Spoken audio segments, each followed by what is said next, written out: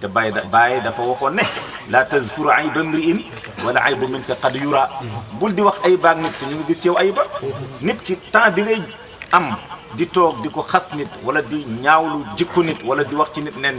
pourtant war nga muy dem bay dégg jeu de lumière boobu ak musique boobu noonu di ko fàttali li yonent yàlla Muhammad sallallahu alayhi wa sallam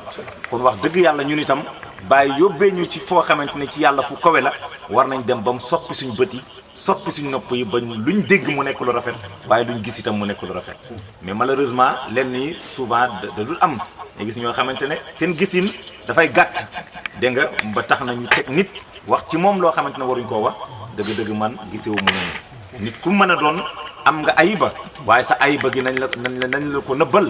dégg nga parce que kenn parfaitut soo xamee ne nag yow am nga ayiba comme ni ko Baye waxee bul di tudd ay baag nit te ñu ngi gis yow ayiba kon waxal lu rafet ci nit su boobaa yow sa lu rafet feeñ ci yow. Kashiful Elbas an faydati xatmi Abil Abbas à travers internet ngeen mën ko am partout dans le monde.